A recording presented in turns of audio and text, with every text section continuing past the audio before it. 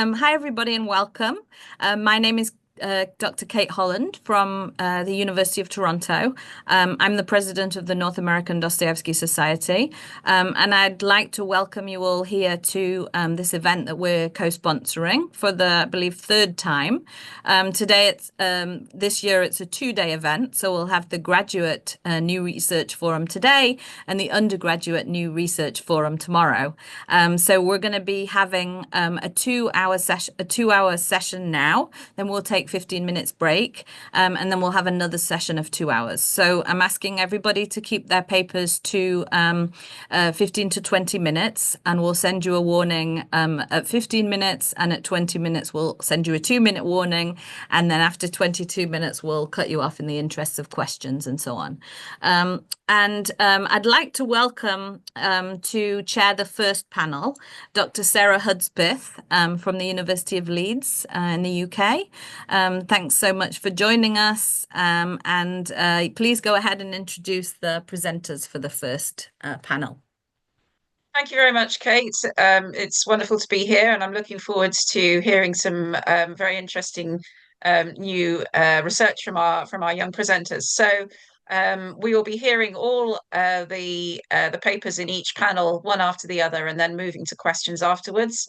And our first speaker is Donna from Columbia University, with a paper entitled "Wealth as a Barrier to Active Love in a Gentle Creature." So please go ahead, Donna. Hello, everyone. Thank you very much for allowing me to present some of my research today. As we've already mentioned, I will be speaking about wealth in a gentle creature. So, although A Gentle Creature isn't Dostoevsky's boldest or most memorable work, it continues after 14 decades to excite scholarly interest and analysis, perhaps because of the bitter feuds and enthralling crises of conscience that develop over its brief 50 pages. There's something fittingly economical about this slip of a story, which manages to expose and harmonize in quick succession a number of profound moral, existential, and eschatological dilemmas. It's well known that Dostoevsky often recycled narrative elements and character types, situating all of his major works within a shared thematic space where divided souls agonize and Christian redemption looms large. A Gentle Creature is a perfect example to this point. In fact, scholars have sometimes poked fun at its collage-like nature, describing the story as a vibrant patchwork that draws together all of Dostoevsky's calling cards. The result is an interesting synthesis between form and content. Just as the unnamed pawnbroker is constantly reaching out for money, power, and influence, so the narrative itself strives greedily to cover as many themes and images as possible. Amidst this chaotic symphony, man's tireless quest for wealth emerges as a unifying motif. As Gillian Porter has explained in a recent study, money spreads like connective tissue over pages and chapters, binding characters together and, more importantly, ranging itself against active Christian love. The pawnbroker nurses a grand array of dreams and aspirations, but at every turn he's routed by the same inimical force. Obsessive wealth accumulation sours his relations with others, with God, and with his own conscience. Repeatedly, it becomes clear that money, in Dostoevsky's framework, is a perverse stumbling block, such as the evangelist described, which stands in the path of human flourishing and refuses to be upset. Like many of Dostoevsky's writings of the 1870s, A Gentle Creature makes use of a confessional frame. As the pawnbroker sits vigil over his wife's dead body, he struggles to make a written account of their brief marriage and horrific falling out. Even in his grief-stricken state, the man cannot help but centralize financial considerations. While describing the corpse, he fixates for a moment on the pure white Gros de Naples, which made an unwanted dent in his savings. Later, he stares at his wife's little shoes, lamenting not so much that their wearer is dead, but that he will never achieve return on the investment. Fixation with money has corrupted the pawnbroker's priorities so violently as to render him incapable of true feeling. In the face of death, he goes on reckoning up savings and losses. Throughout Dostoevsky's fiction, we observe many such instances of monomania. The objects of obsession range from ideological fervor to romantic passion, social advancement, and financial gain. Of course, Dostoevsky himself was no stranger to the fickle ways of mammon. His battles against poverty and gambling addiction might be seen to directly precede the greedy figure of the pawnbroker, who looks for paradise in earthly wealth and property. But this resemblance ought not to be hyperbolized. The pawnbroker is best understood as an allegorical type, a picture of avarice gone wrong. Intent on his complete system of frugality and sternness, he fails to see his wife as a human being with a divine soul. Almost from their first meeting, he looks on this gentle creature with contempt, minimizing her value until it is mean enough to resemble a material possession. Time and again, he gleefully explains to the reader how his feats of psychological manipulation succeed in creating a relationship that is unequal and unbalanced. Early acts of false munificence effectively place the wife in her husband's debt. In exchange for a few kindnesses in disguise, the unhappy woman sells her freedom and her soul. Even before he marries, the pawnbroker conceives of his relationship in materialistic terms. Like any man of means hoping to prudently invest his capital, he makes a thorough survey of the young woman's background and prospects, bribing an old servant to divulge every detail of her position and her past. This bribe is deeply significant. It reiterates that the future marriage is born not in heaven, but on the counting scales. Since the pawnbroker defines his purchase of the gentle creature as an act of charity, he believes that he should be recompensed with lifelong worship and adulation. "I wanted all of her respect," he exclaims. "I wanted her to stand before me in homage for the sake of my sufferings." Having lived so many years in pursuit of wealth, the pawnbroker has forfeited the ability to conceive of life in purely emotional terms. Everything that passes through his mind is inevitably stripped of higher meaning and reconstructed in the narrow language of acquisition. As in his other works, Dostoevsky uses repeated recitals of specific prices and expenditures to situate a gentle creature in a painfully reductive world space. It would be difficult for anyone to fixate on heaven if his daily life appeared in an endless stream of robotic figures. A close reading of the text reveals just how often the pawnbroker lapses into his arithmetic. Sneering with contempt, he offers 2 rubles for the gentle creature's cigarette holder. Later, he gives 100 rubles to the woman's spinster aunt in the hopes that she'll spy on her niece and provide information. When the wife falls ill, the pawnbroker employs a doctor at 10 rubles a visit, then purchases an ugly iron bed frame for less than 3.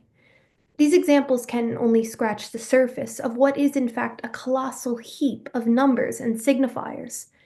Readers may assume that all of the pawnbroker's price checking is included for purely mimetic purposes. After all, a world filled with recognizable commodities is necessarily more realistic and more relevant. But it's also possible that Dostoevsky has purposely overwhelmed his story with this money-coded language in order to posit a universe utterly devoid of flesh. In the mind of the pawnbroker, the number replaces the word, not the words man uses to speak, but the holy word, the logos of God incarnate, Jesus Christ. Unable to accept or model Christ's way of love, the pawnbroker falls prey to meaningless obsessions that blind him against truth and condemn him perpetually to the terrors of isolation. Money is his idée fixe. It is, to parody 2 Corinthians, the covenant written on his heart. We should note that in the writings of Dostoevsky, obsessive ideas hardly ever spring up spontaneously. Almost always they're grounded and contextualized by a set of determining factors which derive from childhood abuse, romantic embarrassment, or, most often, from public humiliation. The pawnbroker's backstory features a particularly rife kind of humiliation and ensuing shame. Midway through A Gentle Creature, he reveals to the reader that he once refused to participate in an affair of honor and was consequently drummed out of his regiment. This happens to be a common experience among Dostoevsky's characters. In The Brothers Karamazov, we learn that the elder Zosima encountered violent opprobrium after publicly apologizing to his antagonist. Prince Sokolsky of The Adolescent chooses to retire from his regiment in shame rather than take arms against a former friend. The pawnbroker in A Gentle Creature fits neatly in this tradition, though he is unique in his decision to take revenge through miserliness. Where Zosima and Sokolsky replace egoism with loving kindness, the pawnbroker chooses his particular line of work in order to torment everyone for his personal unhappiness. He marries his wife in the same vindictive spirit, desperate to ameliorate his shame by systematically humiliating another innocent soul.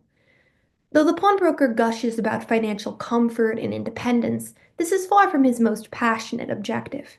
In his heart of hearts, he desires nothing better than to turn his partner into a permanent font of flattery and adulation.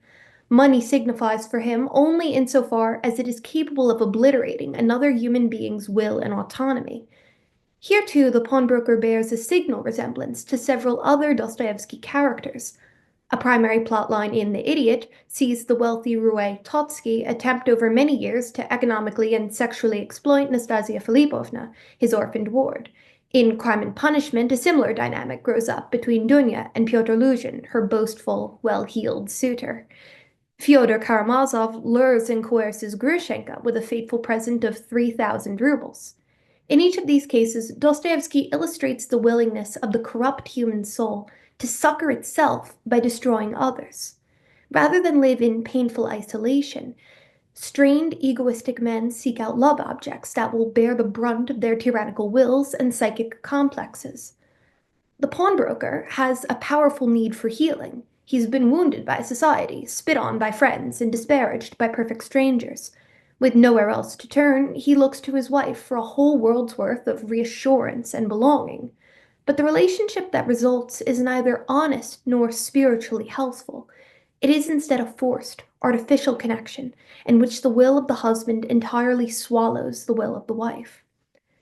At the heart of Dostoevsky's gospel, we find a desperate plea for active, participatory love that inevitably involves shared suffering and sacrifice. Importantly, the basic outlines of this program is available to characters across a wide spectrum of beliefs. Dostoevsky gives us a number of atheists and rationalists who can talk long hours about Christian theology, only to end by rejecting its truth. In his own way, the pawnbroker recognizes the imperative of honest human connection.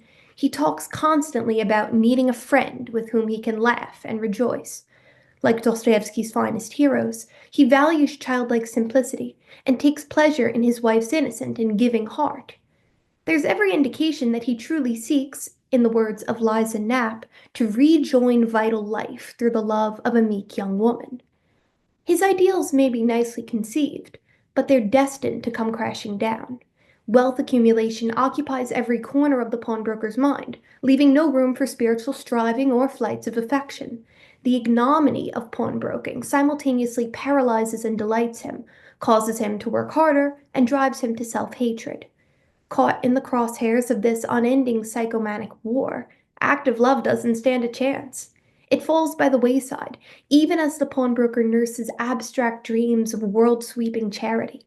His highest aspiration consists in making a fortune, selling the pawn shop, and moving to the far reaches of Crimea, where he will live in harmony with the locals like a master philanthropist. Of course, characters across Dostoevsky's works often commit themselves to grand and unwieldy acts of humanitarianism, like suffering false imprisonment for the sake of the peasant poor, or wandering the length of Russia as a spiritual guide. But for the pawnbroker, Christian charity takes on a false valence, tinged with ignorance and self-conceit. It's grounded, like everything else, in the power of earthly wealth.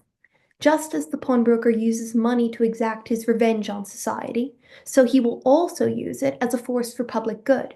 He believes that he can atone for past transgressions by establishing himself at the head of 200 rustic strangers, all of whom will rely for their subsistence on his good graces. Now, almsgiving is certainly lauded by the Gospels as a virtuous act, but there's a key difference between honest charity and charity that aches for applause. Ultimately, the pawnbroker's dreams of world service are nothing more than thinly veiled attempts at self-congratulation. He cares only for the precise number of rubles and kopecks that will be delivered from his safe box into the hands of the less fortunate. Both virtue and vindictiveness exist in his mind as products of economic activity.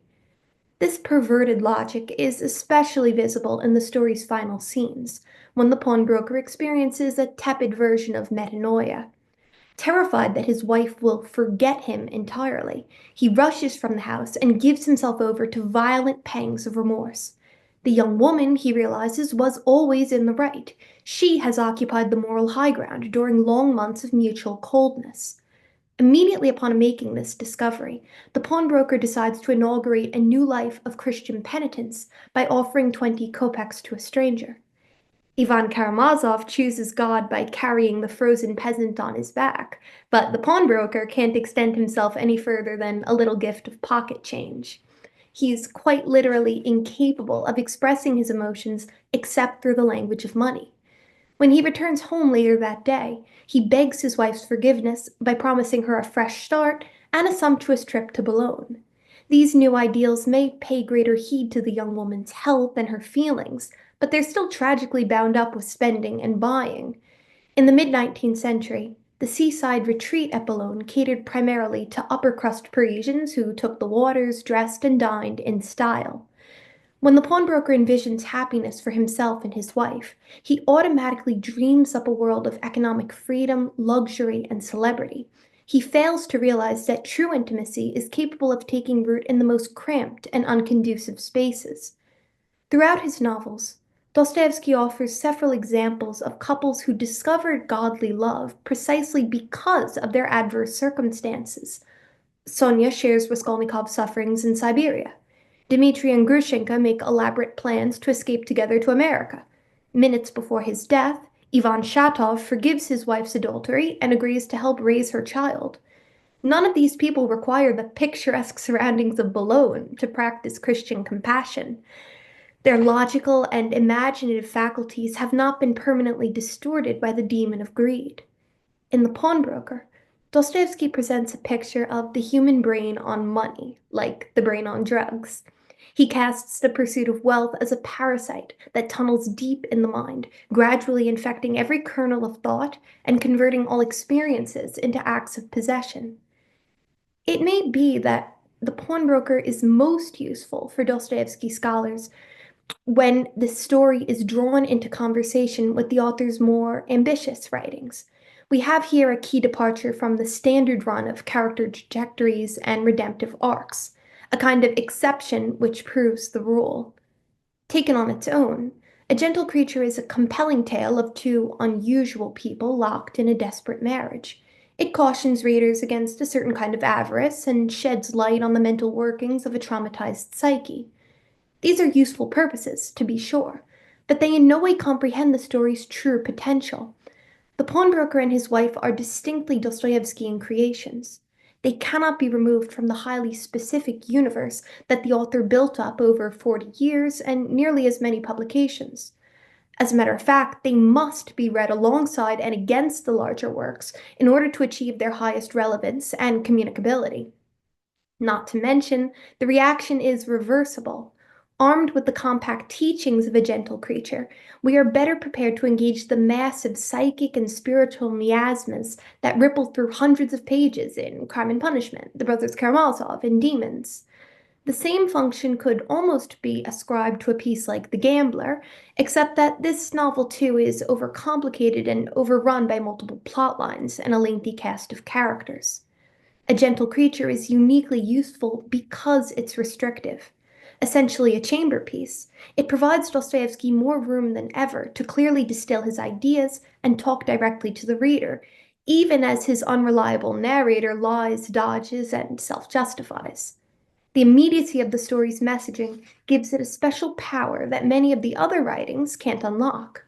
In the end, we might best describe the pawnbroker and the wife he drives to suicide as crucial footnotes in the final edition of Dostoevsky's oeuvre. When read on their own, footnotes can be confusing and even dull, but when read in the proper context, they are truly indispensable. Thank you very much. Thank you very much, Donna, and thank you for sticking so nicely to time. That was a wonderful presentation. We will now move on directly to Anna Tropnikova from Yale University, who will be speaking on the subject of A Transgression of Hands, Kurosawa's adaptation of Dostoevsky's Idiot. Over to you, Anna. Thank you so much. Everyone can hear me, right? We Okay. can. Wonderful. Let me just share my screen because I'm going to be talking about a film, so I have a lot of slides, obviously. And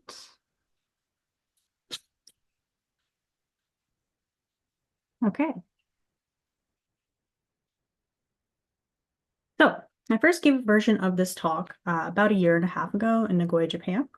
So I do apologize if any of you watching were present. Dr. Holland, for example, I am not sure if you were in the audience, but apologies if I reuse any material. In any case, this is an abridged version of the essay I submitted last year for the graduate essay contest, Threshold and Hands, Transgression Through Corporal Space. And it's abridged because I tend to not have enough time to cover both thresholds and hands in the space of a talk. So I'm going to try anyway, just to give a brief glimpse of it. And that might make my title change for this presentation maybe superfluous. But anyway, solid preamble, I'll begin. I decided to use the sometimes overused Roland Barthes to open the essay because I like the utility of the punctum and studium distinction he makes in Camera Lucida, written in 1980. Both these terms are very slippery, especially punctum, so let's explain them a little bit. For Barthes, a punctum is a seemingly insignificant and hard to describe detail in a photograph that somehow disturbs him, so that the apprehended image remains in mind long after it is put away. For example, it's often found in the hands. Here, it can be fairly subjective. This is a, let's see, 1889 photograph of Sergio de Braza. And for Barthes, it is not the hand that is on the thigh that is the punctum, but the crossed hand gesture. Barthes immediately discards the hand and the thigh here for its aberrant nature, saying that because it can be decoded and made legible, it is not the punctum. But for me, it is also the punctum because I can't help but look at this hand on the thigh and think that there's something, like it stays with me, it arrests me, it makes me continue to ponder the image. For Barthes, the thing that is illegible and makes you and disturbs you and makes you continue to think about something, this incapacity to name what it means, to easily decode what it means, this is a good sign of disturbance, as he says. So in a different photo, it could be a dirt road or fingernails. What is more important is that this element manages to bore a hole through one's merely casual interest. Casual interest in Barthian terms is the studium, i.e. study or naturmort. Instead of a disinterested study of an image, the punctum provides a tiny shock. Barthes calls this a moment of satori, i.e. brief enlightenment, and some object that it is not the focal point of a scene puncturing a tunnel between image and viewer, traversing space and time, creating it so it's some object that traverses decades, space, time, image, moving image, but creates some kind of a connection whose meaning is difficult to describe, but which is nonetheless there. And for me, in Kurosawa Akira's Hakuchi, i.e. The Idiot from 1951, that detail is in the hands. I argue that hands in this film function as a filmic punctum in this Kurosawa Akira adaptation of Dostoevsky's Idiot. Just as Barthes felt himself arrested by the crossed arms of the boy, on the left of that Nadar photograph that I showed you, hands in The Idiot seem to be protagonists of their own. A punctum has to be a continued and consternation-inducing disturbance. And so it goes with this consternating gesture by Hakuchi's Kamada Kinji, i.e. Mushkit, played by Mori Masayuki. This idiosyncratic hand position that you see here is a constant fixation for Kamada. And why? I became obsessed with trying to attach legibility to it, even as Barthes assured me that the punctum is meant to remain illegible, its power rendering within me an incapacity to name. But name it we must try. So a hand appears simultaneously with the very first appearance of a face in Hakuchi, right after the camera's initial travel through a pack ship from Aomori, which is the Kurosawa equivalent of Switzerland in the Japanese adaptation. And when the camera stops its initial 2-minute travel and a face is finally seen from supine bodies sleeping, it emerges immediately together with a hand. So that's our first little clue that we get that they're important. In this film, In Kurosawa's Idiot, hands are actually a metonym for the morality of characters. They do on a micro level what bodies tend to do on a macro, specifically enacting violence by transgressing across the thresholds of other spaces. Goodness is portrayed through hands' confinement to the personal space of their owner, while egoism is revealed through the piercing of others' personal space during attempts at manipulation. What Hakuchi's hands teach us is how an element so small on the silver screen can convey so much about vast internal worlds. Economic gesture to lightning strike, in Barth's terms, something to us below the register of language.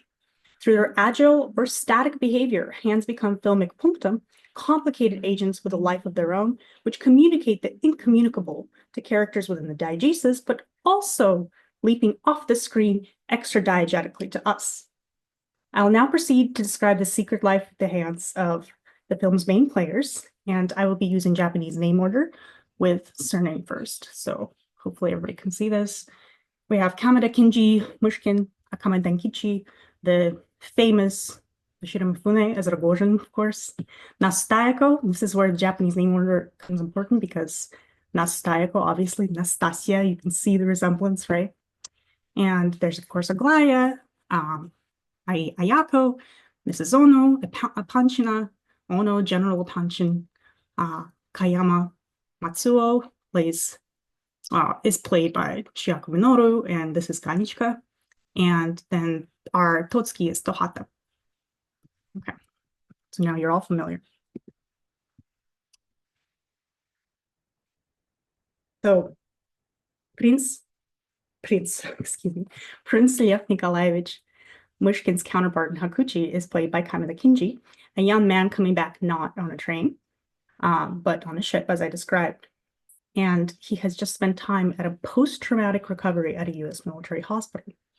Both characters, affected by Mushkin and Kameda, are affected by the heinousness of capital punishment for crimes they did not commit. Olga Solovyova's 2023 book, The Russian Kurosawa, covers how the ferry voyage's prone bodies remind 1951 viewers in Japan of the ships that were used to carry escaping Japanese from China and other colonial territories prior to the arrival of the Allies in World War II, and how Kurosawa is able to allude to this by the virtue of this film being merely an adaptation of a Russian classic. She also noted how Kameda is presented to viewers for the first time unusually, but discusses the next scene in terms of the counterpoint created with the body parts of Kameda and Akama, i.e. Rogojin. However, what I'm focusing on is that our introduction to Kameda features his scream first, and then immediately after you hear the scream, and immediately after you see that lady that I just showed to you, where she gets up, we see Kameda, our protagonist, with his face strangely obscured by Akama's leg. This may be the most unusual introduction of a main character in any film that I've ever seen. And it's just a completely unusual establishing shot for a main character. The leg placed here isn't just a counterpoint to Kameda's face, but it functions as a curtain, veiling and arousing curiosity in the viewer. What's behind the leg? And still before we get the payoff, before we get to see his face, we first see, of course, his hand. Only afterwards does Akama's leg finally move. As here you can see him a little bit on the side as he starts to sit up. Kameda will return to holding his hands in this position multiple times throughout Hakuchi, and sans held object. So there's no object that he's holding in front of his face. It's always like this. The effect is particularly pronounced when his hands are included in a close-up. So this one, for example. Even Kameda's hairline and forehead are often sacrificed to give more screen real estate to Kameda's fingers. Whenever Kameda appears, his hand gesture is almost certainly to follow, like a photograph's punctum, never centered, but never the focal point, but inexplicably there. So I became fixated with trying to identify the meaning of Kameda's idiosyncratic gesture. I actually have a much longer piece coming out in peer review this spring, where I try to decode that explicitly. Suffice it to say that holding hands while rejoicing, as is commonly seen in manga and in contemporary viewers today, actually, this is what the gesture reminds. I asked around in Japan, what do they think of somebody holding their hands like this? Suffice it to say that this is not what Kurosawa was going for, and I take the liberty of saying that Kurosawa did not take the gesture from manga. But these two rather incongruous images do point to hands being kept close to heart or throat as a potential symbolic bridge that shows a sort of internal truth bleeding from the heart to the world outside the self, or via the throat escaping with speech. If this gesture is meant to signal a connection between internally lived truths and the outside, then we should find other moments in the film when frankness needs signaling and when the gesture is repeated. And indeed, two other characters, Nastayako and Akama Denkichi, are the only ones to imitate this gesture, but only at the pivotal moment of sincerity with each other, with Akama, Kameda, and Nasu. So my question is this a Kurosawa flourish, or is there something about hands in Dostoevsky? Of course, there are many compelling moments.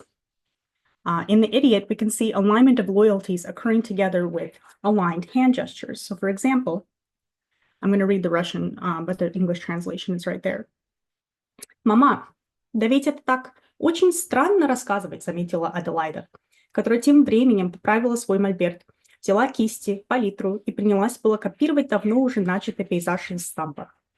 Александра и Аглая сели вместе на маленьком диване и, сложа руки, приготовились слушать разговор. Князь заметил, что на него со всех сторон устремлено особенное внимание. So here we can see that hands signal something important.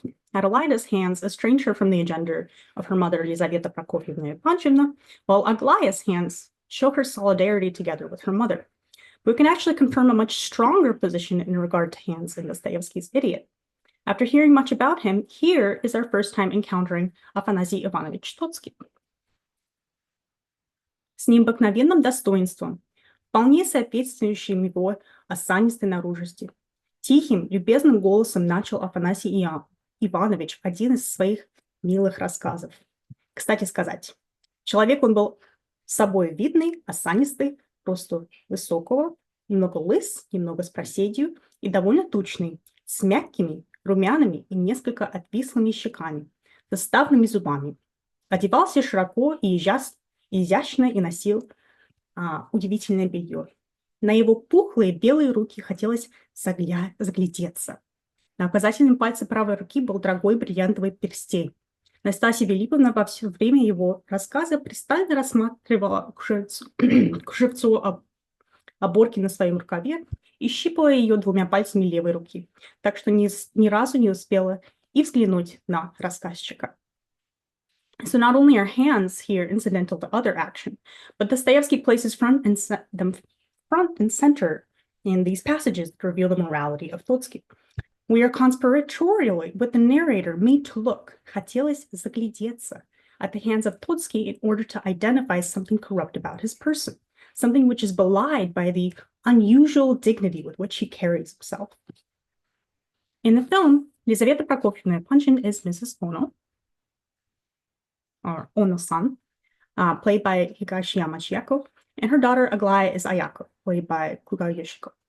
When Kurosawa has Ayako enter into moments of sincerity, she has a hand position similar to Kameda's and Mrs. Ono's neutral lower waist type, like so, like you can see here. Dolores P. Martinez in remaking Kurosawa touches on how, contrary to popular notions, Kurosawa's heroines are always given the moral upper hand. Visible hands in the film signal lack of deception in Hakuchi, and Mrs. Ono's are usually visible. Her daughter, however, has plenty of the manipulative tendencies of her father, i.e. Mr. Ono, or generally Panchin, played by Takashi Hamura. And when Ayako is scheming, her hands are not visible. They are in pockets or behind her back.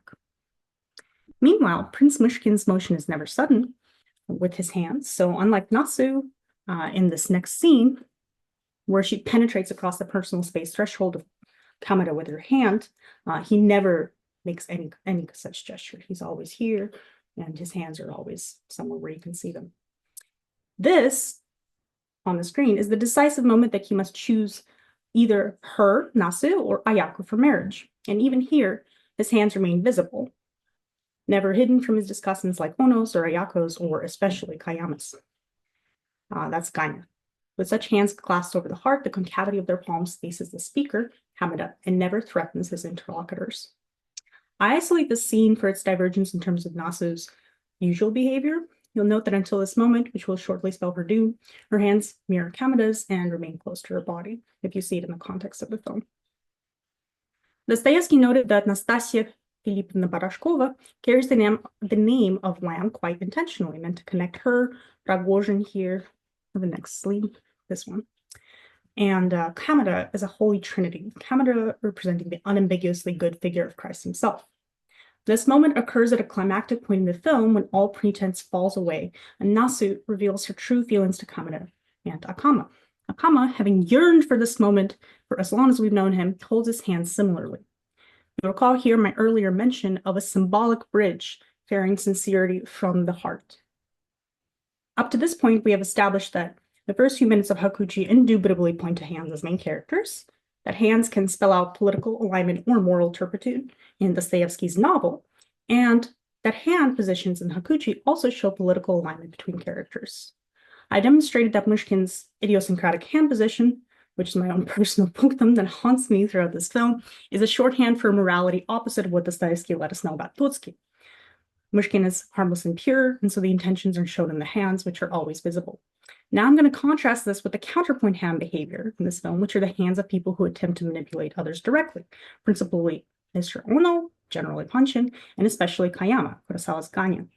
These hands feel themselves at liberty to penetrate others' personal spaces. So for example, here's Ono quite literally attempting to get the upper hand on Tahata, Kurosawa's Totsuki, and here is Tahata attempting to manipulate Nastaeko into marriage with Kayama, i.e. Ganya. And here is Kayama Ganya attempting to push an imaginary shiv into Kamada's space, as if to kill him, when he falsely accuses Kamada of talking about his secret intentions for Aglaya with Mrs. Ono. In contrast to the lamb-like Mushkin, whose hands are always visible, the scheming characters' hands wander far away from their bodies and far across the personal space boundaries of their victims. When hands in a film are usually still reticent and respectful, their lashing action into others' space, even when not touching directly, like the sexual aggressor Totsuki Tahata, is felt as especially violent. So lastly, I'll touch a bit on the recursive quality of space intrusion and piercing through its threshold in this film, and especially during the fateful birthday party scene of Nastaeko. Bodies are necessarily composed of both themselves and the immediate space around them. The space of the body is that material that belongs to the subject, an imaginary eye resting somewhere deep at the center of that space, and the body's boundaries are the site of interaction with the external world, as well as with other bodies. Mikhail Bakhtin observed this in his observations on art and Dostoevsky, positing that most interactions take place on the boundary between one's own and someone else's consciousness, on the threshold. That's from Carol Emerson. And he correctly intuited that this is why so much critical action in Dostoevsky occurs in threshold and terraces, liminal spaces, and rooms between an inside proper and an outside proper, between sacred private space and profane public square. The Idiot is a particularly striking example of this kind of threshold activity in filmic form. The last few images showed you how the film is replete with bridges, terraces, staircases, and many prominently displayed doors. The public sphere is embodied by a surplus of prominent and unknown extras when just a few would do. Prior to their entry at the party, Nastasia Filipovna's home has a throng of them threatening to break down her luxurious French doors. You can see this on the left.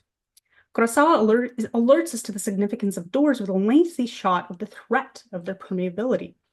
With her known status as a violated, i.e. kept woman, it is also no accident that it is Nasutaeko's doors that are threatened and penetrated in this way. This is the visual manifestation of the public's continued violation of a woman already defiled, their assumed right to bear out repeated transgression into her inner sanctum. Her home is much of a free-for-all for the public as her body was to her defiler, Tohata, i.e. Totsuki. At the birthday party scene, while Nasu and Kamada speak in the foreground, the public mills in the background, and an extra moves translaterally from background to middle ground to emphasize the trespasser's presence. The extra's gaping mouth in center frame draws attention to itself and reminds the viewer that the public hangs on to every word, bated breath poised to react and condemn. Here and elsewhere in Hakuchi, when heartfelt sentiment protrudes from its own studium to puncture and bore a hole into another, we're almost always watching a dialogue that takes place at the side of the threshold.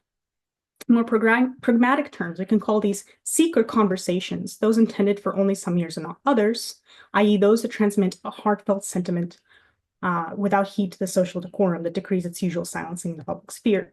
These sites can either be directly in the doorway, with a door positioned in the center, hallways, or on stairways, and the most literal being representation of the bridging of one spatial body to another, happening on an actual bridge.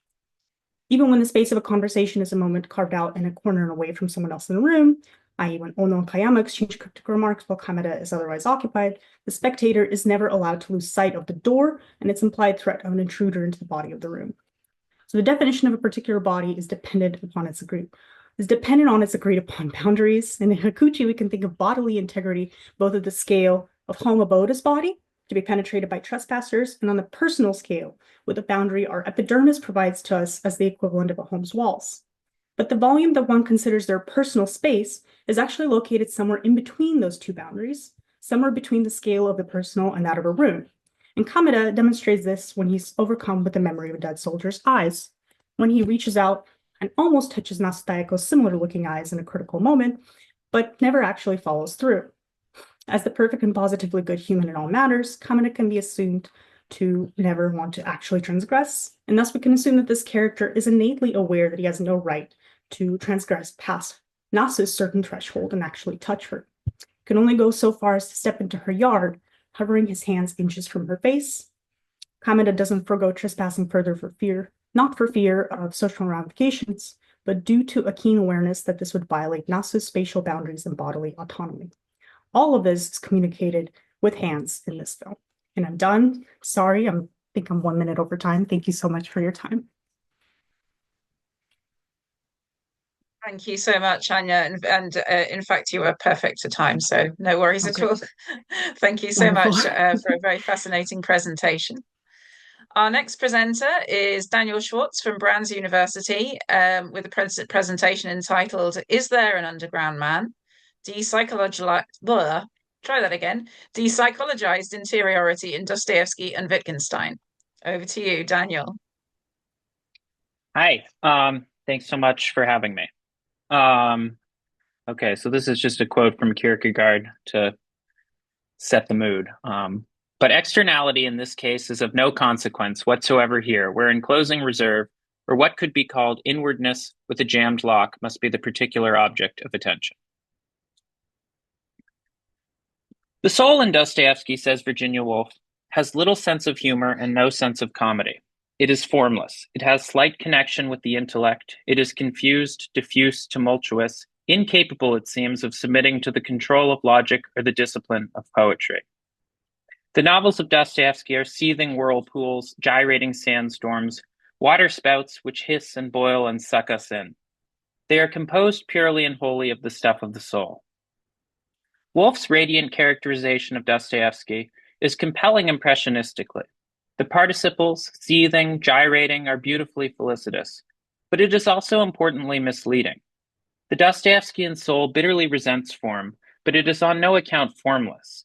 It would like to go on talking, debating, squirming, contradicting, weaseling endlessly, but it cannot ultimately escape or cease pursuing form. Above all, the Dostoevskian soul is relentlessly exposed and exposable, compulsively, pathologically expressible, and subjected everywhere to the rigors, to the logic and discipline of its publicity and sociality. Although Woolf admires Dostoevsky, she takes greater comfort in Tolstoy. For, quote, here is a man who sees what we see, who proceeds to, as we are accustomed to proceed, not from the inside outwards, but from the outside inwards. Is this correct? Does Tolstoy see and proceed thus, from the outside inwards? Does Woolf? Do we in life rather than literature? Does Dostoevsky invert this standard procedure, moving instead from the inside outwards? Can Bakhtin's dialogic Dostoevsky be understood along these lines as a function of this new novelistic directionality? I want to explore these questionings by examining the relation between first and third person experience or perspective in both Dostoevsky and Wittgenstein.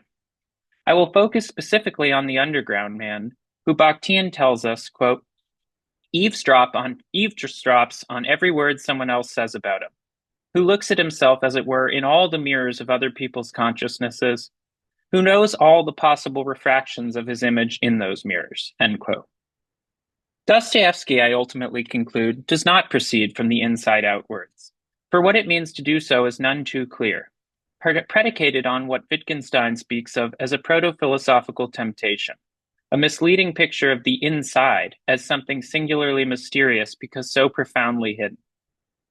Both Dostoevsky and Wittgenstein struggle fervently to balance the demands of the self as privileged spectator of itself with those of the self as actor. They everywhere ask, how are we, as students, writers, and havers of interiority, to capture the depth and unmechanistic intricacy of human behavior, that contradiction-loving outward manifestation or expression of myself, so adroitly skilled at evading awareness of itself, so strategically unprivileged, without losing sight of interiority's irreducible mindness, that of myself which of course I cannot fail, being myself, to experience or in some sense know. This conflict is particularly salient with respect to the underground man, someone whose every deed is done seemingly strictly in service of his own subsequent consciousness of it. Robin Foyer Miller explains that Dostoevsky eventually, quote, combined the techniques of first and third person narrative. The figure of the narrator-chronicler offers the advantages of both forms. He lives in the town where the action occurs, has access to minute details of that action, but does not participate in it. He does not shrink, however, from judging or interpreting the people and events around him. The underground man, I propose, is a kind of structurally deranged ancestor. The narrator-chronicler and hero not yet separated, but merged impossibly as one, as though one could be narrator-chronicler to one's own life, as though that were oneself. He is less a deeply troubled I than a grammatically incoherent, overburdened he-I fusion. The underground man, that is, tries to let us know him as he knows himself, and yet in doing so, he, or his I, is destroyed. We find that there is no one there to know. The underground man does not so much resist being understood, as, for example, Stavrogin does, as he is so constituted that nothing can or cannot count as understanding him. G. E. Moore's paradox is this. To assert I believe that P, but P is not true, or P is true, but I don't believe that P, for example, it's raining, but I don't believe it, is apparently absurd. But why? It is not formally contradictory, far from it. Indeed, it will be often the case that I believe this or that falsely. What then is wrong with asserting as much? What is so special about my relation to myself that discourages me from speaking thus? Whereas it is perfectly natural to say he believes that P, but P is not true. What kind of inane bondage is this that prevents me from owning the falseness of what I falsely think? Wittgenstein offers the following grammatical summary. If there were a verb meaning to believe falsely, it would not have a meaningful first-person present indicative. He continues, don't regard it as a matter of course, but as a most remarkable thing that the verbs believe, wish, want display all the grammatical forms possessed by cut, chew, run. This remarkable fact may doubly mislead us. On the one hand, it inclines us to underestimate the significance of the first person and its relation to the psychological. As though at the end of the day, I, like you and everyone else, had a standard menu of actions and states, inner and outer, available to me. On the other hand, we are induced to mischaracterize or metaphysicalize verbs pertaining to the mental, imagining a deeper realm of the remarkable private phenomena of believing, wishing, wanting, etc. Wittgenstein, however, wants us to attend to the remarkableness that is not hidden, the remarkableness that is covered up by the wild philosophical goose chase after the mysterious mental entities supposedly referred to by our words. In a similar vein, Tia Lobo suggests that the point of Dostoevsky's psychology is not a behavioristic reduction to merely observable behavior. Inner sensation is not denied, just decidedly and demonstratively not hypostasized. And the requirements of grasping the presence or absence of an intention may sometimes entail a 1,000-page narrative akin to the Brothers Karamazov. To hypostasize or thingify the mental is to drive a wedge between us and ourselves, between the person and the inner self, by making us look in the wrong place or with the wrong conception of inner place for what we think or feel. Wittgenstein muses, one can find no answer if one tries to settle the question, what am I referring to? What am I thinking when I say it? by pronouncing the words and at the same time attending to myself, as it were, observing my soul out of the corner of my eye. And this, in a sense, is precisely what the underground man does constantly, the manner in which he tries and fails to settle questions about himself. Moore's paradox fascinated Wittgenstein, perhaps for the light it shines on the doubleness of our relation to ourselves. Ordinarily, we do not introspect, look within to find out or articulate what we think or believe.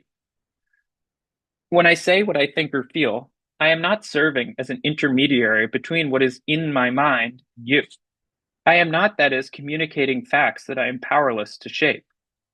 Suppose I said to you, I promise not to be late. However, knowing me and how I am with promises, I will likely be late, so don't expect me there on time. Clearly, this is not a good faith promise. And yet, as with Moore's paradox, it seems reasonable and often desirable to take stock of oneself realistically, to know that one struggles to keep one's promises and to temper one's and others' view of oneself accordingly. Is the problem then merely that I should not admit as much aloud to you? Does the etiquette of avowal and self-ascription forbid me from being outwardly realistic, from hedging publicly in this manner? The problem is surely deeper. Sorry, I lost my place. The problem is surely deeper. As Richard Moran puts it, the empirical self-realist anxiety is provoked by a disengagement from his resolution, a hedging of his endorsement of it combined with the simultaneous desire to rely on it like a natural fact. He relates to his resolution as something independent of him, like a machine he has set in motion and which now should carry him along without any further contribution from him. He seeks confidence about his own future behavior at the empirical level, but then realizes that any such theoretical confidence is utterly inadequate on its own to settle his mind, because it can be only totally parasitic on his practical transcendental resolution. Here again, the thingification of the mental rears its problematic head. For the fact that one is a certain way psychologically, for example, resolved to do something, cannot actually help one to do it. The fact that I have made a promise does not help me to keep it. Rather, the fact that I have promised means that I ought to do it. But it is just this oppressive normative binding of the self that the empirical self-realist longs to escape. Quote, hence, the resolution itself appears as inadequate, and at the same time he feels hopeless to provide it with any additional strength because he is seeking it in the wrong place. Let us thus imagine the underground man as Moore's paradox incarnate. Here he is contemplating the impending party to which he has invited himself. Of course, it would have been better not to go at all, but that was no longer possible. Once I began to feel drawn to something, I plunged right in head first. I'd have reproached myself for the rest of my life.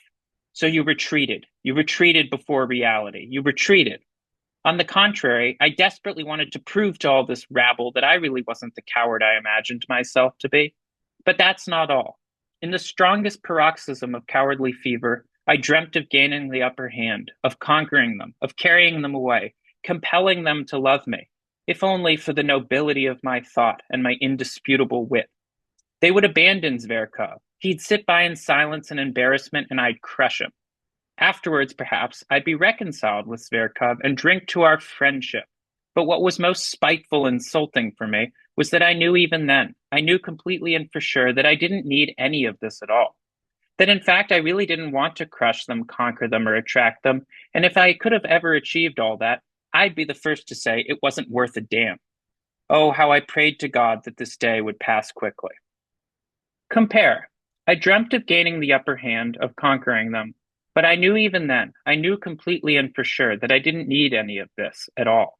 And he dreamt of gaining the upper hand, of conquering them.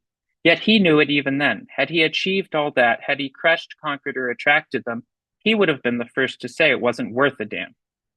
Which grammatical person is the real underground man?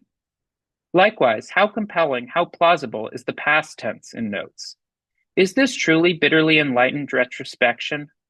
An enlightenment apparently yielding nothing, no gain in perspective, no inner reorientation?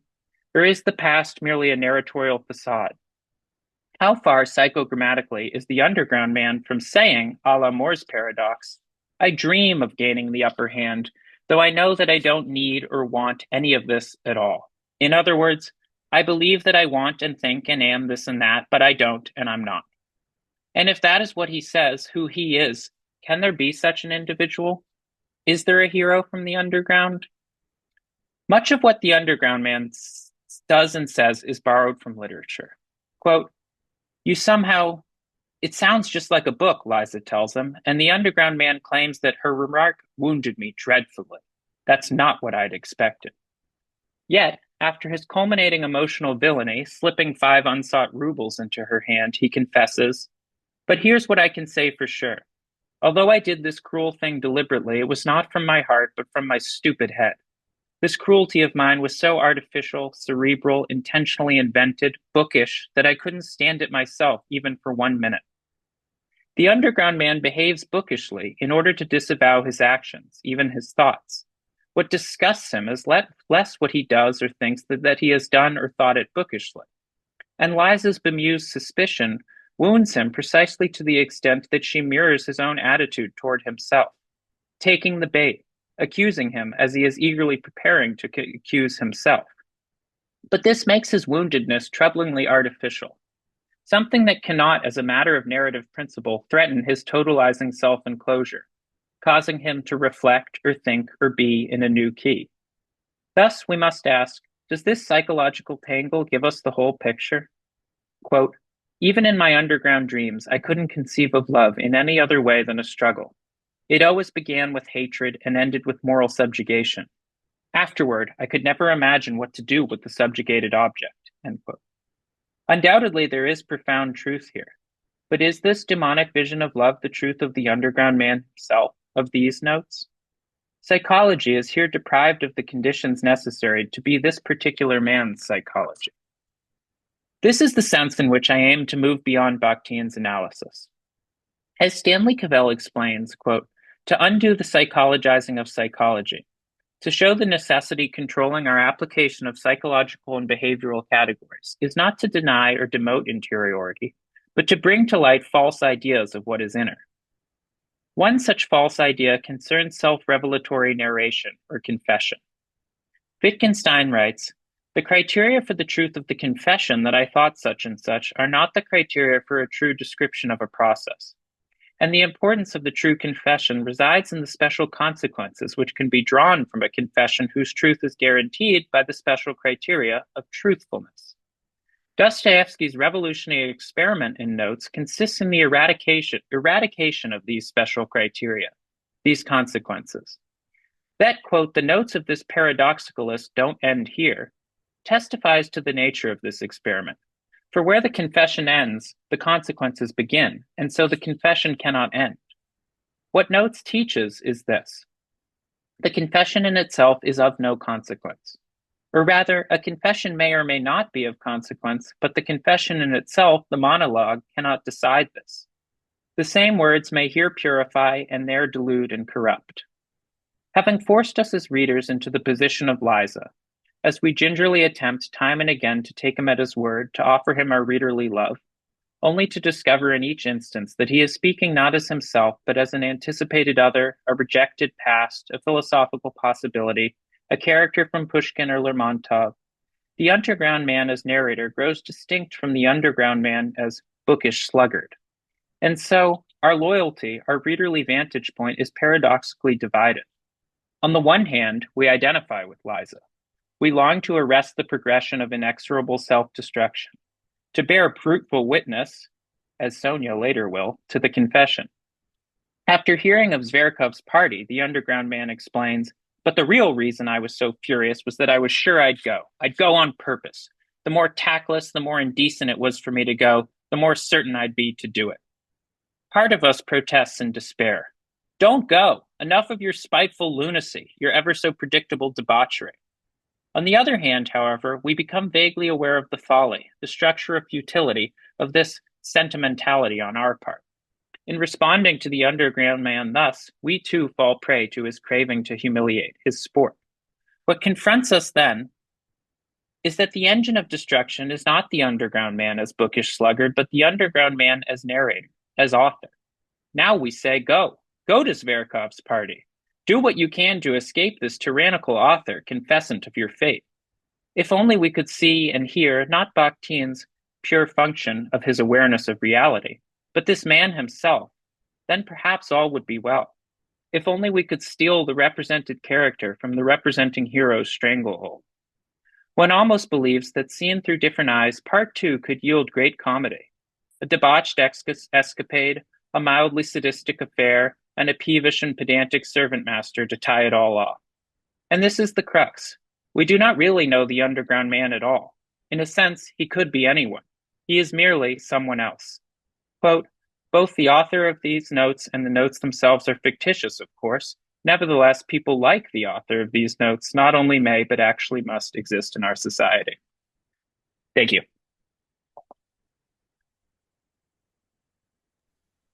Thank you very much, Daniel. And thank you again for sticking very nicely to time. That was a very thought-provoking presentation, which I'm sure will generate lots of discussion. So now our final presenter in this panel is Kelly Gallagher from Ohio State University, who's going to be speaking about perverse confessions, probably following on quite nicely from Daniel, in Poe's Tales and Dostoevsky's Notes from Underground. The floor is yours, Kelly. Thank you for that introduction. And thanks to everyone for being on our panel today. And thanks to the North American Dostoevsky Society for organizing this wonderful event. So the topic of my presentation is Perverse Confessions and Edgar Allan Poe's short stories and Dostoevsky's povest, Notes from Underground. So I will be exploring the two authors' treatment of the same subject matter, perversity. Poe explores perversity at length in his two works, The Black Cat and The Imp of the Perverse, laying down parameters that apply equally well to Dostoevsky's depiction of spite and self-sabotage in Notes from Underground. Dostoevsky was familiar with Poe's work, having written an introduction to 3 of his translated short stories, including The Black Cat, in an 1861 edition of his journal Vremya. Scholars have suggested Poe as a possible influence on Dostoevsky before, including in regards to the theme of perversity.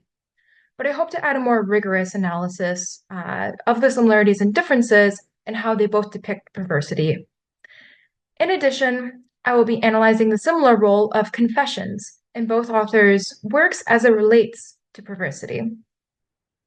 My primary argument is that in both authors' works, perversity represents an alternative to the rationalist belief that humans behave in ways that are beneficial to the actor. In this way, I believe that Poe's presentation of perversity may have provided Dostoevsky with a tool in his polemic against Nikolai Chernyshevsky's rational egoism. Yet the role of perversity reaches a point of ambiguity for both Poe and Dostoevsky, a quality that develops religious dimensions in the case of the latter and expresses anxiety regarding human attraction to salvation. Before continuing, I also want to address the translation of the word perversity. In the Vremya translation of The Black Cat, the spirit of perversity is translated as duch uporstwa. The word uporstwa does not convey the full meaning of the English word perversity, conveying the idea of stubbornness or persistence, but not the irrational impulse to sabotage oneself, which is how Poe conveys it. His meaning, however, did survive translation in the explanation of uporstwa. Это не постижимое желание души мучить самое себя, насиловать собственную природу, делать зло ради зла. So this incomprehensible desire of the soul to torment itself, to violate its own nature, to do evil for the sake of evil. Indeed, as this presentation will demonstrate, Dostoevsky's underground man displays a similar tendency to perversely harm himself.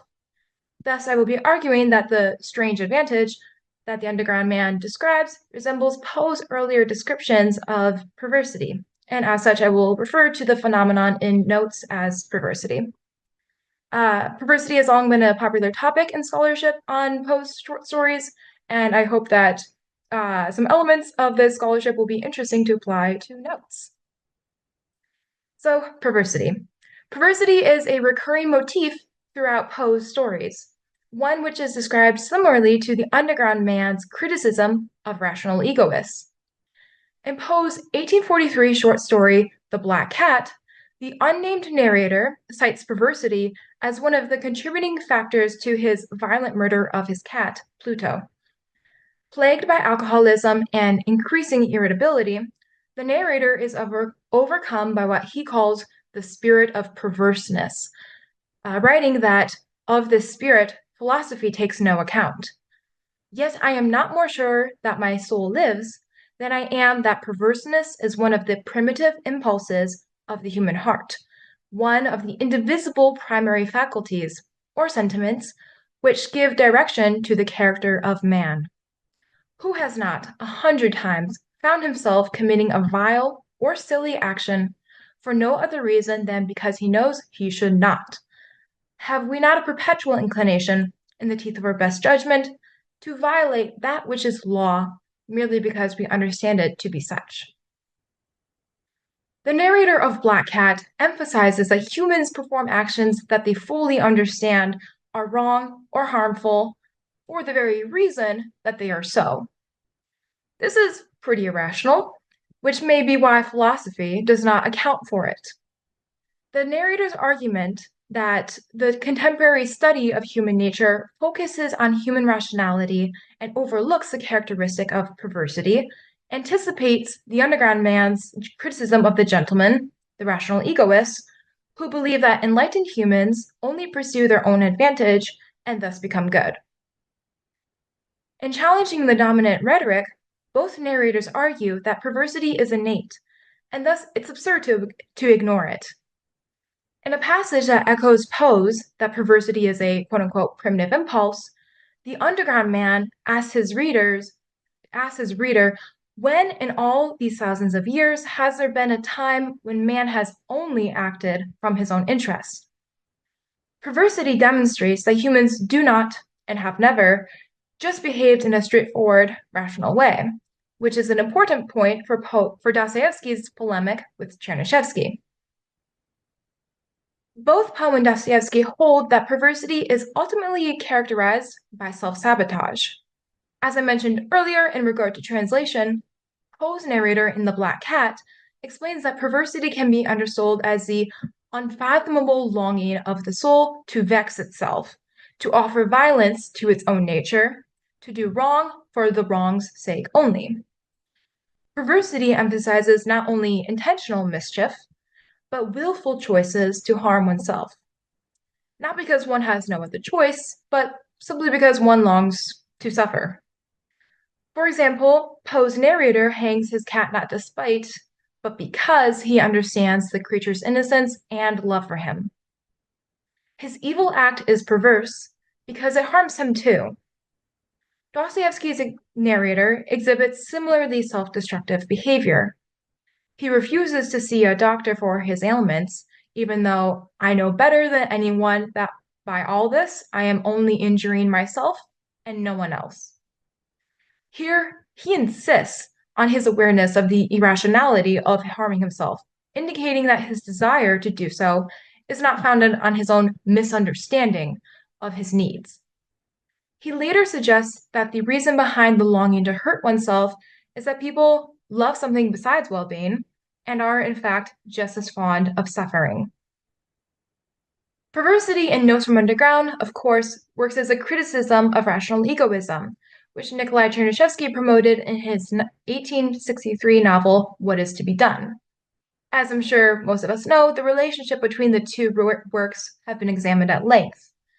Rational egoism, as Dostoevsky interprets Chernyshevsky's work, is the idea that acting in one's own self-interest is the most rational choice, and that once humans understand what their true self-interests are, then they will rationally pursue those. The presence of perversity in Notes makes a lot of sense when you view the narrative as a response to Chernyshevsky's philosophy. Perversity often accompanies actions that assert individuality and free will, which the underground man describes as the only true advantage, writing that what man wants is simply independent choice, whatever that independence may cost and wherever it may lead. Since the exertion of choice comes before concerns of well-being, people behaving in this manner may make irrational or harmful choices, what Poe would call perverse.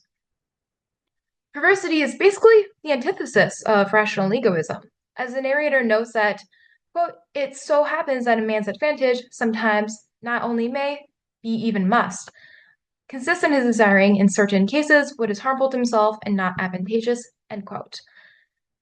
The narrator views rational egoism as a limited view of human nature, writing that reason is nothing but reason, and satisfies only the rational side of man's nature, while will is a manifestation of the whole life, and that is, of the whole human life, including reason and all the impulses.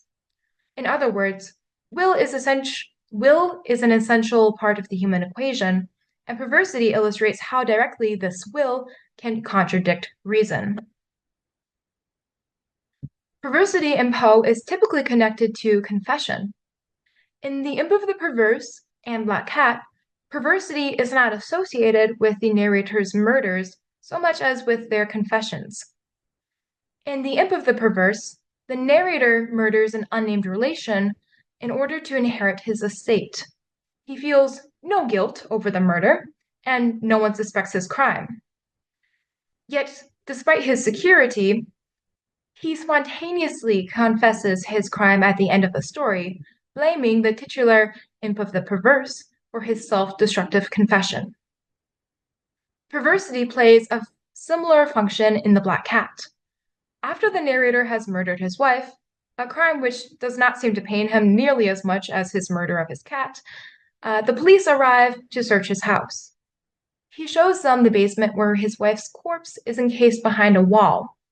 Yet the police don't discover anything, and the narrator is filled with glee at his triumph. It's this very satisfaction that drives him to draw attention to the exact portion of the wall that conceals his wife's corpse, knocking his cane on the wall, which causes the cat that he had unknowingly immured with his wife to cry out and thus reveal his crime. The narrator's folly can be viewed as hubris or as repressed guilt. But given the story's parameters of perversity, his insistence on drawing the police's attention to the wall, may have been born out of the desire to sabotage his own success. Thus, confession straddles a line between the traditional conception of confession as purification and the perverse desire to sabotage oneself. The nature of confession is similar in Notes from Underground, which raises the tempting possibility that Poe's use of confession inspired Dostoevsky. Scholars have typically attributed Rousseau and, through him, St. Augustine as major influences on Dostoevsky's confessional form, thus focusing on the religious elements of confession. But The Black Cat also seems like a likely contender, given the overlap of perversity and confession.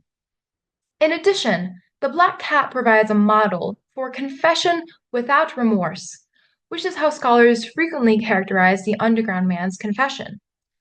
Robert L. Belknap's analysis of the Underground Man's unrepentant confession resembles Leland Person's assertion that The Black Cat, The Imp of the Perverse, and The Telltale Heart are false confessionals. In the events of The Black Cat, confession does not purify or save the narrator. It dooms him, subverting religious order. Perhaps this inversion caught Dostoevsky's imagination. As opposed to Poe's narrators, though, the Underground Man is not driven by perversity to confess. Instead, he confesses to perversity, a testimony that ultimately targets rational egoism. Yet, as scholars have noted before, confession ultimately fails in Notes. I would argue due to perversity. Most of his confessions lack remorse, including his boastful comments on his perverse tendencies. But as scholars have noted, he does seem to approach genuine confession when he admits to Lisa that he has been trying to manipulate her. As John Sykes Jr. reads it, this confession to Lisa provides an opportunity for a way out of the underground. But his confession fails. He rejects Lisa and rejects the potential of confession. Earlier in the story, the Underground Man claims that at the very moment when he is most capable of feeling every refinement of all that is sublime and beautiful, he sabotages himself. That is exactly what happens with Lisa. He reaches a crossroads, telling her, "They won't let me, I can't be good." He indicates that he wants to be good, but they're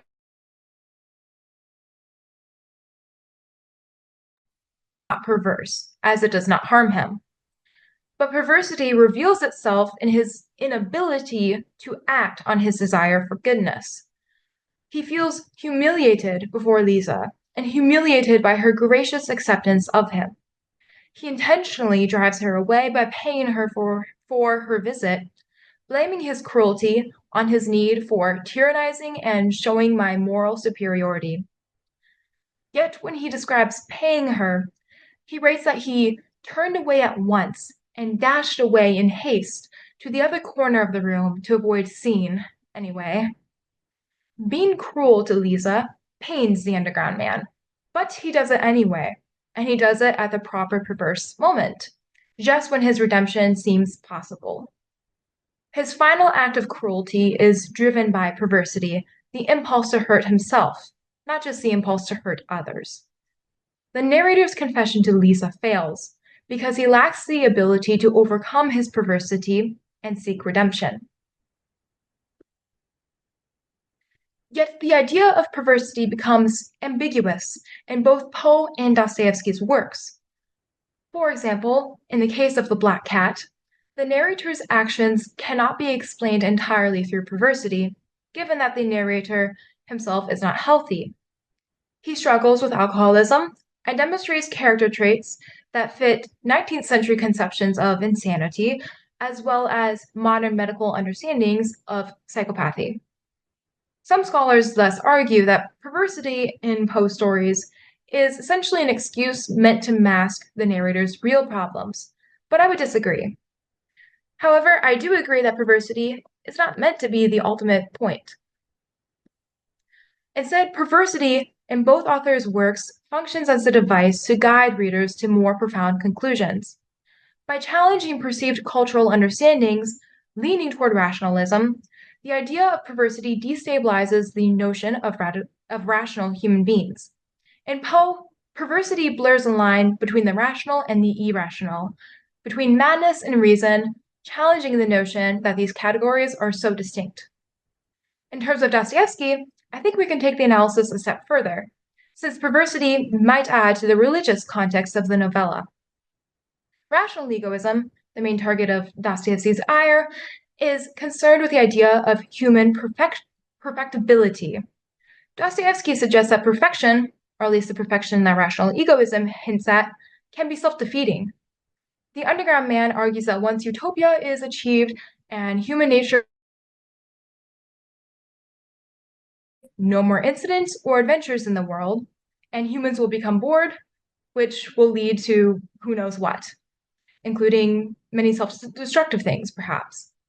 Thus, human nature is incompatible with perfection, but this isn't necessarily a bad thing. By suggesting that humans are inherently perverse and imperfect, Dostoevsky thus suggests the human inability to save ourselves and thus the necessity of religion. Perversity undermines the capacity of human reason and affirms the need for God, challenging Chernyshevsky's secular view of utopia. That's a pretty tidy conclusion, but the ending of Notes isn't that rosy. I would like to suggest that Dostoevsky wasn't simply sagely warning his readers about the fallibility of human nature and the necessity of religion, but that the anti-utopian role of perversity in the povest expresses real anxiety and uncertainty regarding religion. Many scholars, often citing the censored religious message in part 10 of chapter 1, read the text in terms of the underground man's potential for salvation or his failure to be saved. But in the end, the underground man is not saved, though his future potential for salvation arguably remains open. His self-awareness of perversity, then, fails to lead him to redemption, leaving his capacity for religious enlightenment in doubt. The underground man demonstrates this early in his writing as he describes the enjoyment of pondering his own loathsomeness and his inability to change for the better. The underground man considers perversity and suffering to be a painfully sweet source of torment. He's more comfortable with self-flagellation than he is with the true vulnerability and faith necessary to truly confess and become a better Christian. Dostoevsky thus distinguishes between recognition of wickedness and the remorse and action necessary for true redemption.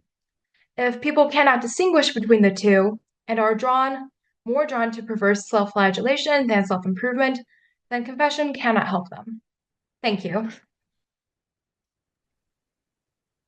Thank you very much, Kelly. Another very stimulating presentation. We now have the luxury of 35 minutes for questions and discussion. And so I'd like to open the floor to our audience. You can raise your hand, or you can put a question in the chat, and we will take your questions from there. Is it correct that co-hosts cannot raise their hands? Is that why Kate is raising a hand on the screen? No, I was just doing it because I had a hand here. Okay. I think you should. The visibility of hands. I think you should be able to. Yeah, you can. You can raise your hand. But I'm also happy to start if nobody else is putting their hand up now.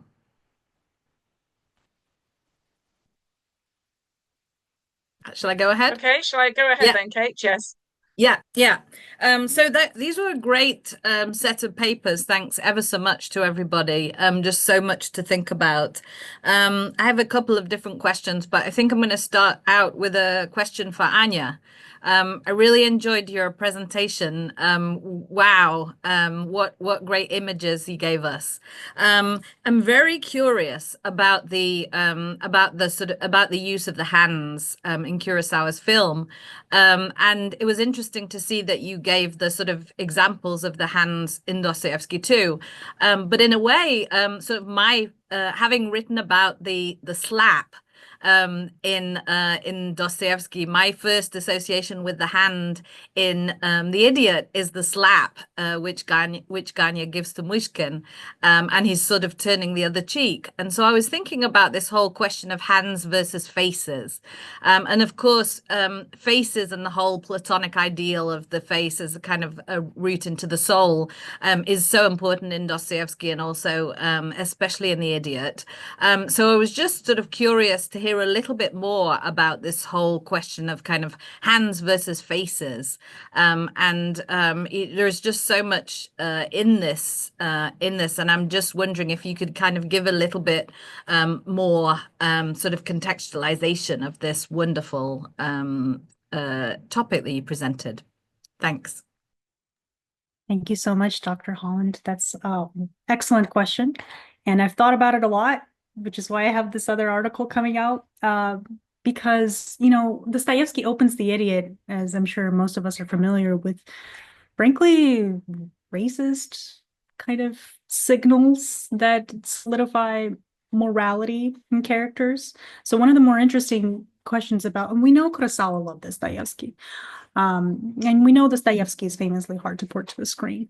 But of course, I couldn't help but think about how he's reading these descriptions of faces and like the pale, colorless hair and the colorless eyes and the pale complexion in contrast to Rogozhin's more burly, arguably even mildly anti-Semitic, considering his name, descriptions, of his like curly hair, his name Rogozhin, and all of that kind of context, both one that relies on a colorism and also this context behind last names isn't legible to a Japanese viewer at all. I mean, even if Kurosawa improbably hires a blonde person to play Mushkin during like occupation era Japan, when the United States is literally occupying Japan, and viewers don't need any reminders of being occupied by these morally good saviors, So my argument is that Kurosawa understands all of the things that are at play. I mean, I know that sometimes this seems like a jump to just say like, oh, the director definitely understands, but he was a Dostoevsky fan. He loved Dostoevsky, and he he had been reading Turgenev and Hudspith, like all while he's growing up as a teenager. He was in the Proletariat Artists League, so I'm very comfy saying that he understands all of the Christian iconography that's happening and with the slap. But obviously, he can't take any of that and show it to the average Japanese viewer. So what does he do?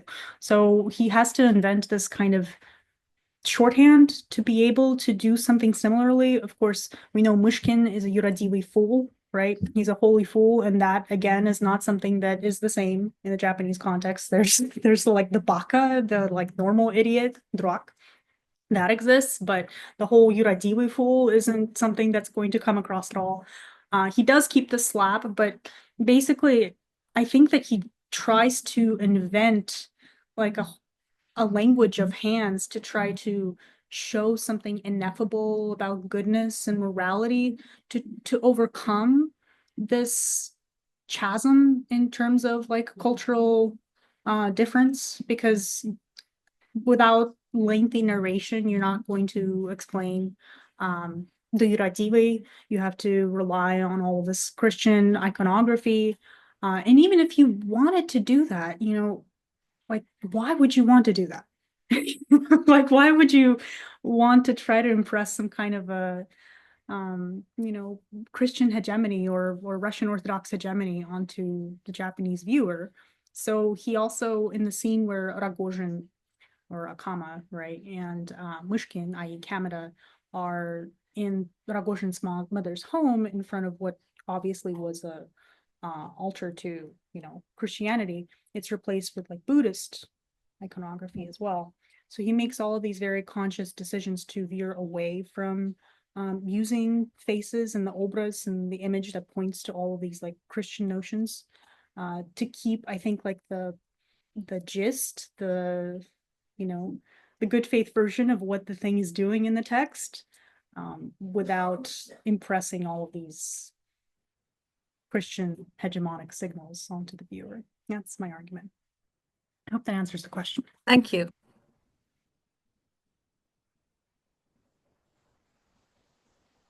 Muted.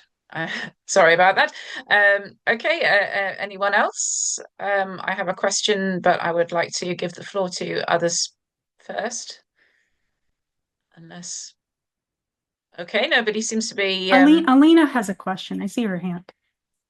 Oh, I'm sorry. Why can't I see the raised hand? I do apologize. Alina, yes, go ahead. Hi, Anya. I also have a question for you. I was wondering if you looked at the language of hands in the 2003 Russian language equranization of The Idiot. Yeah, yes, and I don't recall using the same kind of, the thing that stuck with me is this like, consistent hand positioning given to certain characters. And last I watched it, I don't recall it being so consistent and associated as like a signature of each person. Correct me if I'm totally misremembering. But did you have the sense when you watched it? No, I was just curious if you by any chance made that comparison, that's all. Yeah. Well, according to Tarkovsky, and of course Tarkovsky dies, in 1980s, I believe, 1980. Even in Russia at the time, well, he was asked if what was his favorite adaptation of Dostoevsky, because he's another Dostoevsky fan, and he answers, there have not been any good adaptations of Dostoevsky. And then somebody asks him about Kurosawa's film, and he starts going at length about how it's a great and wonderful film and how he loved it so much. So he kind of, contradicts himself there.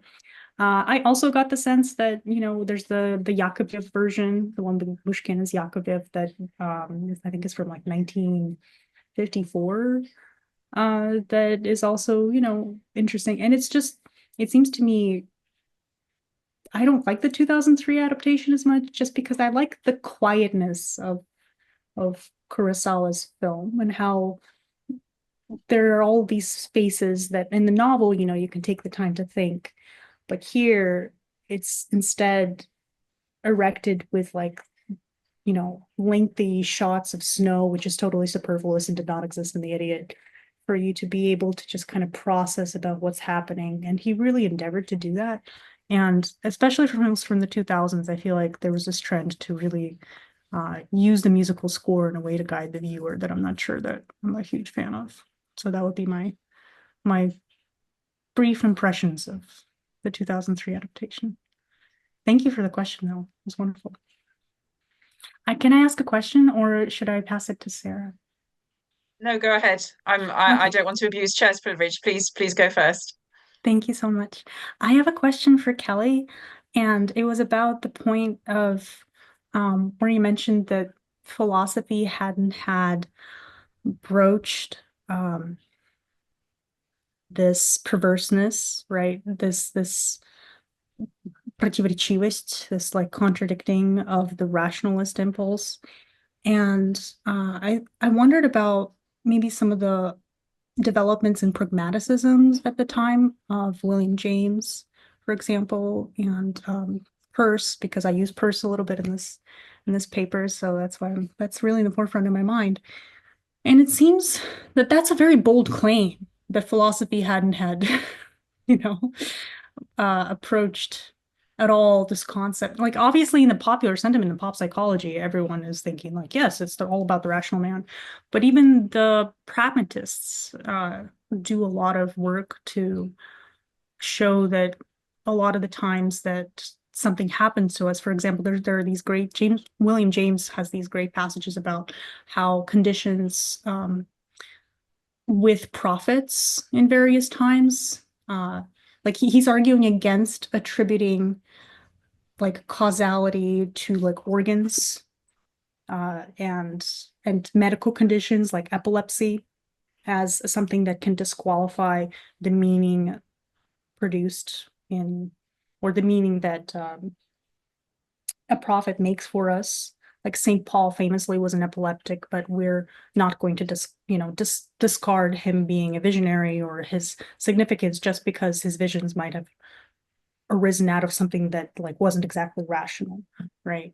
So I wanted to hear a little bit more about if you have come across, post-contemporaries maybe arguing about this like sense that there's no philosophy that accounts for humans not being rational, and I'd love to hear more. Thank you. Thank you so much for the great question, Anya. I really appreciate it. I haven't really been familiar with the pragmatists before, so I'll have to look into that. Speaking from Poe's perspective, I think that, and this is something that I thought about a lot because for Dostoevsky, it was so convenient to, you kind of knew who he was like talking about when he was writing Notes from Underground. You knew exactly with whom he was arguing, and Poe just makes a much more like general claim. Part of it, I think, is just literary device. Um, he's just kind of trying to set up this like they say I say dynamic where he's able to like bring in like this something new, and he's able to um try to present the reader with something that is not as obvious, or that he thinks that they won't find as obvious. Um it's also he kind of was writing in the context of there were a lot of discussions at the time about like the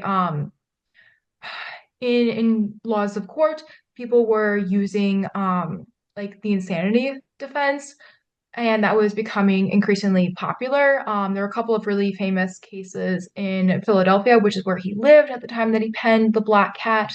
And so scholars kind of think that he was playing with that defense. So like being able to use like the spirit of perversity, oh, that's why I murdered my cat.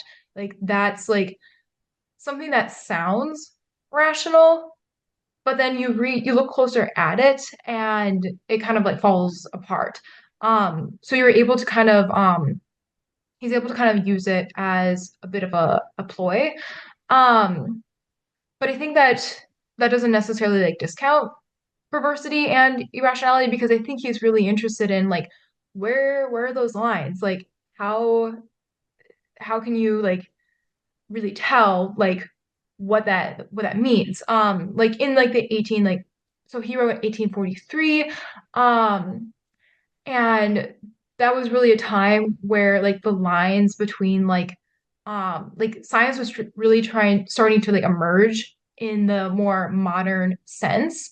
And there was a lot of, it was really at this like cusp of like a sort of traditional, more like philosophical as we understand it, like understanding the world into like modern medical science. And I think that he was really interested in that. Um, and in terms of like medical science, or what he considered to be modern medical science, he's um, more specific in Imp of the Perverse, which I didn't have time to talk about today. And that story opens up, and the science that he talks about in that is actually phrenology, which by this point we've like, I mean, starting in like by the end of the 19th century, like that was after he died, that was like, quickly like sort of busted as like a pseudoscience. But he was very interested in it. And it's phrenology is just like the study of like the skull. And yeah, and like different parts of the skull mean like different things. You have different propensities for different skills or types of knowledge. It was frankly mostly it's best known now for being extremely racist. But Poe was like more he was more interested in its uses like kind of like psychologically. So you're able to interpret like his sort of like um his interest in perversity as something that, you know, modern scientists are trying to like piece together like what makes a human and kind of looking at it through like this sort of like scientific process. And I think a process that like people really were a lot of scientists were like feeling very like confident and he's kind of like saying like hold on a second, maybe we're not doing this, maybe we shouldn't have as much confidence in ourselves, like kind of going into the industrial age as we think, which is kind of similar to I think like what Dostoevsky was doing with different like sources, but like a similar sense that like as we're trying to, you know, build this crystal palace, we're kind of losing sight of like the entirety of what it means to be human. I hope that answers your question, and thank you so much for bringing up the pragmatist. I will definitely be looking into that. That'd be a great contemporary conversation to examine. Okay, thank you. If I may, then I'd like to ask a question to Donna, please. So I really, really enjoyed your presentation, and it was lovely to see that detailed exposition of all the elements of wealth and numbers and figures and materialism in the text, which surprisingly, I suppose I hadn't really paid enough attention to before. So it was really nice to see that drawn out. Um, I was really struck by your idea of the number replacing the word, the logos. And so I'd be really interested to hear your thoughts on whether you think Krotkaya has herself any kind of space for any expression of word or other forms of expression. Um, so I'm thinking particularly of her singing, but also of the gesture of holding the gun to the pawnbroker's head. I'm particularly interested right now in certain characters who seem to have all their capacity for speaking taken away from them. And so I'd really appreciate your view on that. Yes, thank you.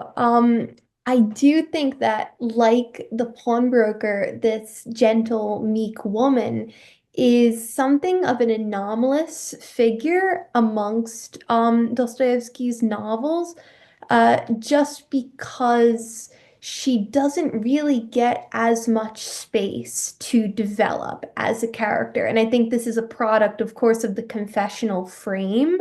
Um, Simply by the act of writing out his confession, his memoir, essentially. The pawnbroker is quite literally taking all of her words and describing them to himself. Every time he writes down anything that she does or she says, he's in a sense, stripping her of the agency and the power to express herself and transferring that power into his possession. Um, but as you say, she does have some very stunning moments of agency throughout the story, holding up that gun, of course, and defying him, going out to meet with his former associate, right? His enemy, his rival, essentially. Um, but I think the moment of in the text where she speaks her loudest, if she speaks at all, is the act of suicide. Um, I think amongst Dostoevsky's novels, we of course get a lot of suicides. We get a lot of acts of just visceral self-destruction.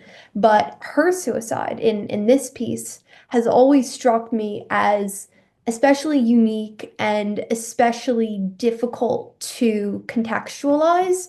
Um, and again, I think this might be because of the way that it is communicated to the reader. Because the pawnbroker stands in the way of her, he stands as a sort of barrier between the gentle creature and the reader. He prevents even this incredibly flagrant, incredibly um, incredibly difficult and painful act, and he prevents us from really communing with it directly. Um, so it's a very interesting case. It's almost like even when she exerts herself in the strongest possible way to speak out, literally gives her life in order to make some kind of sign, some show of her existence as a fellow human being. Her attempt to speak out, her attempt to use words is still routed and just spit upon really by the pawnbroker. So as I said before, this dynamic seems very unique to me among all of the incredibly incredibly passionate dynamics that we read in Dostoevsky's texts. Thank you. That's really helpful. Thank you. I could carry on discussing that with you for ages, but Daniel would like to ask you a question, so I'm going to pass the floor to him. Yeah, thank you for your talk. I just wondered if you had I was very interested in the preface to that story. And that was something I was thinking about when I was working on my paper, but he talks, I mean, it's subtitled A Fantastic Story. And he says that what's fantastical about it is that there's this sort of invisible, I think he says a hypothetical stenographer who's like present there taking everything down as the narrator tries to gather his thoughts to a point. And he thinks that there's Dostoevsky, that is in the preface, says there's something. I mean, he does an interesting equivocation. He says, of course, this is an eminently realistic story, and what I'm doing is the height of realism, but also it's fantastical that, you know, we could have access to this man's thoughts in this way. And I just wondered if you had any ideas about that. Yes, I was also struck by this description of a fantastical story. Of course, you're right. It's fantastical that a man immediately after his wife's death should be able to sit down and perhaps with the help of an imaginary stenographer, put all of these experiences into words and talk to an imaginary audience. But I think what's almost more fantastical about the story is the way that these characters figure more than, in my opinion, more than any of Dostoevsky's other characters as allegorical types. I think a lot of Dostoevsky's characters, of course, they represent ideas, they represent a wide range of spiritual platforms, but a lot of his other characters are much more mimetic. They're much more realistic than the characters we get here. I think the pawnbroker and his wife are fantastical just because in everything that they do, in every exchange, they're quite literally living out the transactions and exchanges of the moneymaker.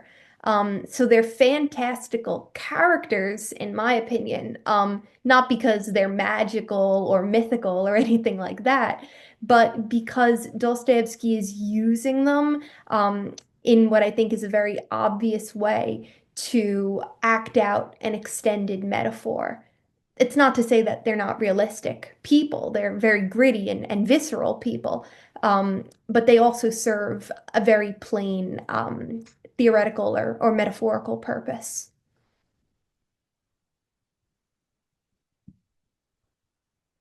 Okay, would anybody else like to ask any of our panelists a question? Back to Kate, yes? Yeah. So first of all, I wanted to kind of bring together two of the things that we've been talking about, which is film adaptations of Dostoevsky and Notes from Underground, by recommending a film that I discovered last year, which is a Turkish adaptation of Notes from Underground from 2012 called Inside or Yeralti in Turkish. This is an absolutely fantastic film which is available admittedly for payment on YouTube. And it's really a fantastic, it's Notes from Underground set in Ankara. And definitely take a look. But I wanted to ask a question to Daniel. I really enjoyed your paper and especially this kind of idea of bringing More's paradox to the problem of the underground man. So I was interested in the question of kind of the problem of time through the problem of narrative. So one of the problems with the underground man, or one of the issues surrounding More's paradox, is the question of or what, let's say, what the underground man might want to juxtapose to that is the question of simultaneity, right? So in More's paradox, you have to state one thing and then state the next thing, right? So they're kind of they're kind of stated separately, but the underground man is kind of simultaneously all of these paradoxes, right? All of these things. But what Dostoevsky, of course, has to do is he has to kind of express this through narrative, right? So at the same time, we have the problem of time and sort of the inability of Dostoevsky to say everything all at the same time, right? So I was just wondering if you had anything to say about that. Yeah, thank you.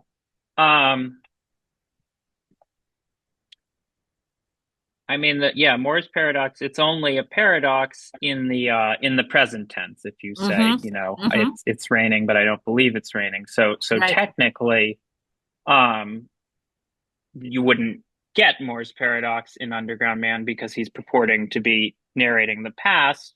But I guess one thing I was interested in is, it doesn't feel as the past feel. I mean, even the second part, which is the actual past. I mean, the first part is kind of an essay of sorts, although he alludes to his past at moments. It's called Apropos of the Wet Snow, and it's almost like an illustrative past, a sort of a general account of what might have led somebody to write what was given in the first part. So that was one thing I was thinking about in terms of how to make Moore's paradox apply. But yeah, this question of simultaneity is something that fascinates me. I mean, how to obviously Dostoevsky is interested in like the multi-voicedness of thought. I mean, that's maybe inflected with Bakhtin's analysis, but how to capture thoughts when, I mean, in A Gentle Creature, actually, the narrator says like three cheers for the lightning speed of thought. And when he says that, he's making a point about like, I'm describing this now, but of course I can't really do justice to what was going on in my mind at the time. And one thing that interests me is the underground man's not really willing to make that kind of concession. Like he can't tolerate, him as a narrator, he can't tolerate being unable to do justice to his own thoughts. So I think he tries to maybe compensate for the inability to narrativize simultaneity by well, all these sort of rhetorical gestures of speaking, seeming to speak as himself, but then he's really saying, oh, that's just what the you gentlemen want to hear, or it turns out he's being lofty and sublime, like some character who he was interested in as a child. But I guess I'm interested in the difference between, this is something I look at in a larger project, but the way Dostoevsky's sort of stream of consciousness is very different from the way, it gets developed in like Woolf, Joyce, and Faulkner, who seem to want to maybe more to depict simultaneity. They have to kind of do away with narration, I think. They have to create this stream of mental language that no longer sounds like somebody talking. I mean, you get different in Faulkner, it's quite literally layered with like italicized things that seem to just come from the unconscious, or who knows. I think Dostoevsky sort of distrusted that kind of, well, I mean, it's anachronistic to say that, it hadn't really been invented yet, but I imagine he might have distrusted that, and that for him, I think he moves in the other direction toward a sort of greater narratorial control with the narrator chronicler, who, I don't know, for me, he's kind of the perfect, just the ideal kind of narrator. Like I find the fact that he's both a character who I think in The Demons, he's my favorite of them, but this just seamless moving back and forth between, knowing the character as an intimate, having a conversation with them, and then inexplicably being able to report what was going on. I think in a way that gets at the simultaneity or the reality of human thought much more accurately, and shows the way in which it's an intersubjective phenomenon that I think the Underground Man, he's not able, it can't happen in the first person. And I guess that's what I take Dostoevsky to have really quite magnificently discovered and showed throughout his career. And, I think Wittgenstein is a good philosophical interlocutor in that respect. It's sort of that in order to really illuminate the complexity and the perverseness of the first person, it can't happen in the first person. But of course, it can't happen with some mechanistic objectivist reduction to the brain or society or whatever you want. Thank you. Yeah. Thanks. We have about 3 minutes. Do we have time for one final question?